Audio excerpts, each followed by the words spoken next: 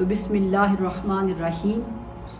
قل یا ایہا الکافرون لا اعبد ما تعبدون ولا انتم عابدون ما اعبد ولا انا عابد ما عبدتم ولا انتم عابدون ما اعبد.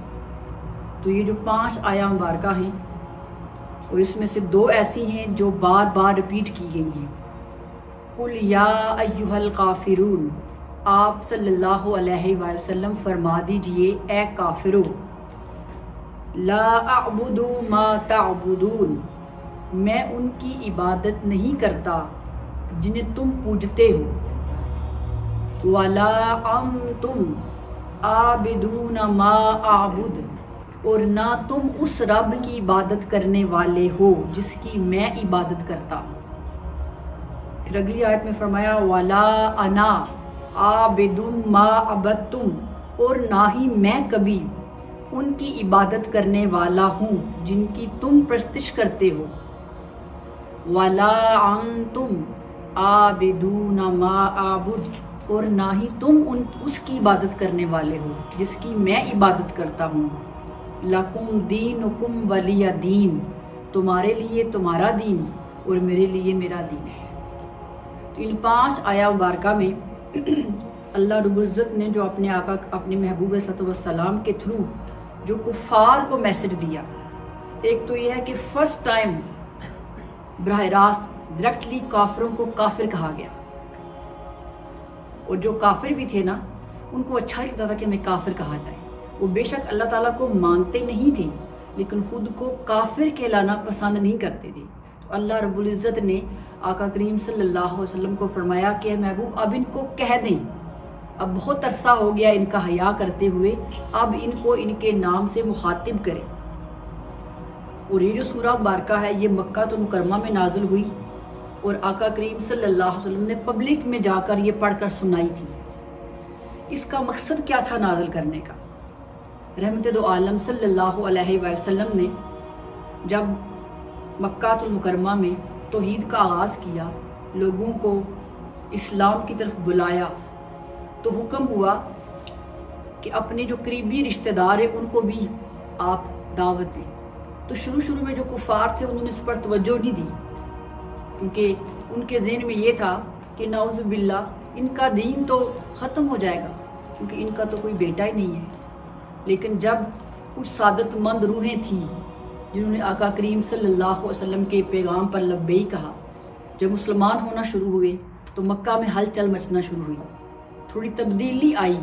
تو تب جو کفار کے سردار تھے، قریش کے سردار تھے، انہوں نے سوچا کہ یہ کوئی عام دین نہیں ہے،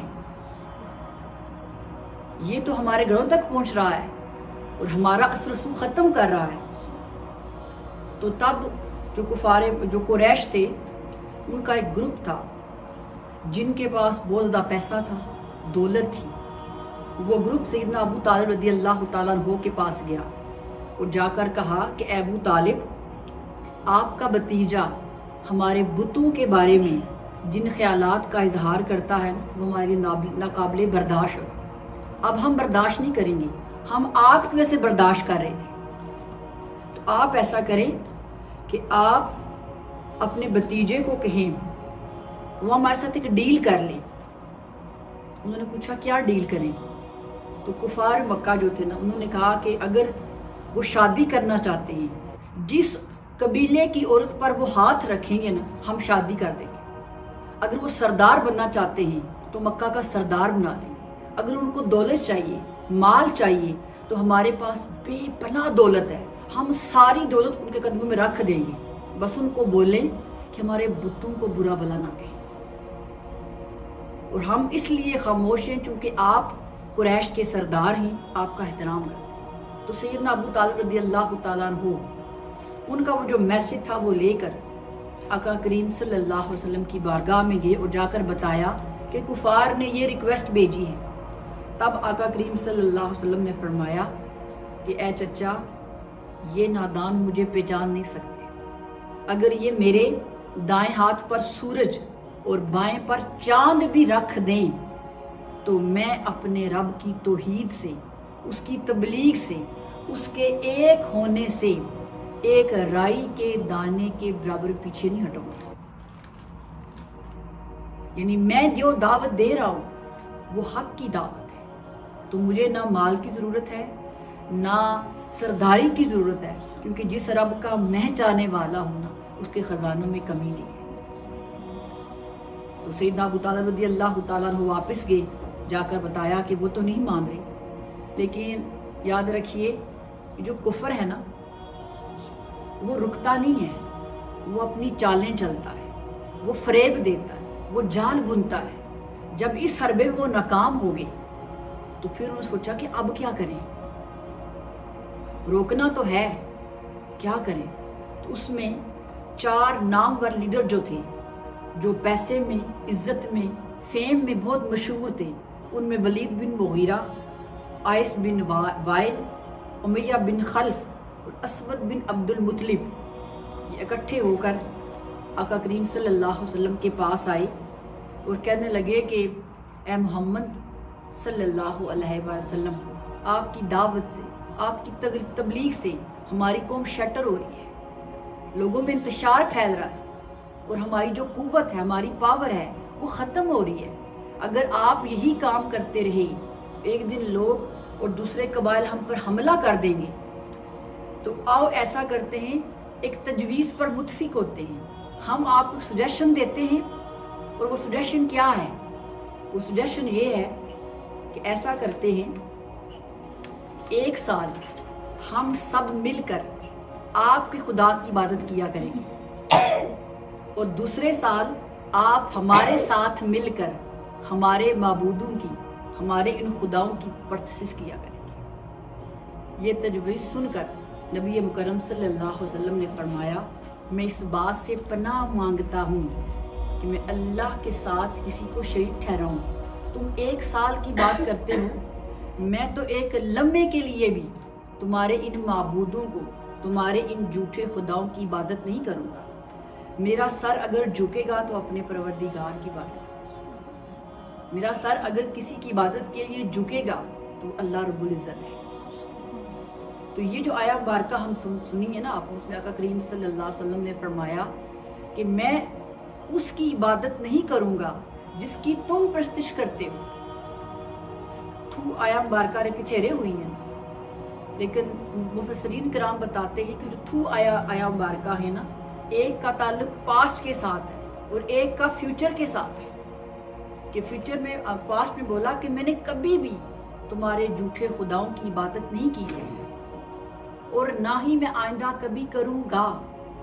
اور کفار کے وہ جو بدبخت تھے، جن کے مقدر میں لکھا جا چکا تھا کہ وہ مسلمان نہیں ہوگا، ان کے بارے میں فرمایا کہ تم نے بھی کبھی میرے سچے خدا کی عبادت نہیں کی اور نہ ہی آئندہ کبھی کرو گے۔ اوروں کو تو ایمان کی دولت نصیب ہو جائے گی، لیکن تمہیں نہیں ہوگی، تم کبھی بھی ہمارے اس سچے خدا کی عبادت نہیں کرو گے، یعنی ایک لمحے کے لیے بھی۔ کیونکہ یاد رکھیے جو حق ہوتا ہے وہ پاک ہوتا ہے، جو نیکی ہوتی ہے وہ پیور ہوتی ہے، جو جھوٹی چیز ہے، جو گندی چیز ہے، اسے صاف جگہ رکھیں، اسے اونچی جگہ پہ رکھیں، اسے فرق پڑتا ہے۔ لیکن ایک صاف کپڑا ہونا، اس کے اوپر آپ ایک ڈراپ بھی پانی کا پھینکیں یا انک کا پھینکیں یا کوئی کلر پھینکیں، وہ نظر آئے گا نا، ہوگا ایک ڈراپ، لیکن پورے اس وائٹ ڈریس کے اوپر نظر آتا ہے۔ تو دین اسلام کی مراد اس نیکی کی طرح ہے، اس صاف شفاف پانی کی طرح ہے۔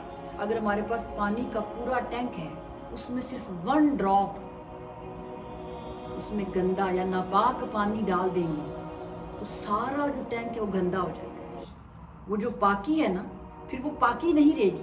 اسلام ملاوٹ کو پسند نہیں کرتا، ان کی یہ سازش تھی، وہ لوگوں کو کنفیوز کرنا چاہ رہے تھے، کیونکہ وہ تو پہلے ہی اپنا شر پھیلا رہے تھے۔ اگر آقا کریم نعوذ باللہ اس آفر کو ایکسیپٹ کر لیتے تو نقصان ان کا نہیں ہمارا ہونا تھا، کیونکہ ہمارا دین پیور تھا، ہمارا دین سچا ہے، وہ تو تھے ہی جھوٹے۔ اس لیے آقا کریم صلی اللہ علیہ وسلم نے فرمایا کہ ایک لمحے کے لیے بھی میں اپنے سچے خدا کے ساتھ کسی کو شریک نہیں ٹھہراؤں۔ تو وہ جو گنتی کے لوگ تھے ان کو پھر ایمان کے ساتھ کبھی نہیں، ان میں ابو لہب بھی تھا، ابو جہل بھی تھا اور باقی بھی تھے۔ تو یہ جو بیسکلی سورہ مبارکہ ہے یہ ہمارے ایمان کو بھی انڈیکیٹ کرتی ہے کہ جب مشکل حالات آتے ہیں تو کیا ہم ہینڈز اپ کر دیتے ہیں یا استابیل رہتے ہیں۔ ہماری زندگی میں تو مشکلات آتی ہیں، چیلنج آتے ہیں، اور آج تو چیلنج اور طرح کے ہیں۔ چھوٹا سا چیلنج آتا ہے نا، ہم سب سے پہلے جو چیز چھوڑتے ہیں وہ اپنی روایات ہیں، اپنے ویلیوز ہیں۔ ہماری دنیا خراب نہ ہو جائے، ہمارا دین خراب ہوتا ہے تو بے شک ہو جائے۔ بتائیں ایسا ہے کہ نہیں؟ ایسا ہی ہے کہ دین بہت پیچھے رہ گیا ہے ہماری زندگی میں۔ دنیا کے کام، دنیا کا فیم، بس یہی مرکز بن چکا ہے۔ اور آقا کریم صلی اللہ علیہ وسلم کی ذات مبارکہ وہ ہے کہ جنہوں نے دین کے لیے کوئی کمپرومائز نہیں کیا، پتھر بھی کھائے، شب ابی طالب میں بھی گئے، مائگریشن بھی کرنی پڑی، فیملی شہید بھی ہوئی، خود دندان مبارک بھی شہید کروائے، کیا کیا نہیں ہوا، لیکن کیا اپنی دعوت سے، اس حق کے پیغام سے پیچھے ہٹے؟ نہیں ہٹے، کیونکہ وہ جانتے یہ سچا دین ہے۔ لیکن کیا آج ہم ایز اے مسلم اپنے دین کی سچائی پر قائم ہیں؟ ہم بیسکلی سیزنل مسلمان ہیں۔ جیسے پہلے کرسچن لوگ تھے نا، وہ یہ ٹرم یوز کرتے تھے کہ we are Christian but not practical. اب یہی چیز ہم مسلمان استعمال کرنا شروع ہو گئے، جو ہماری ینگ جنریشن ہے، وہ یہ کہتے ہیں we are Muslim but not ریلیجیوس۔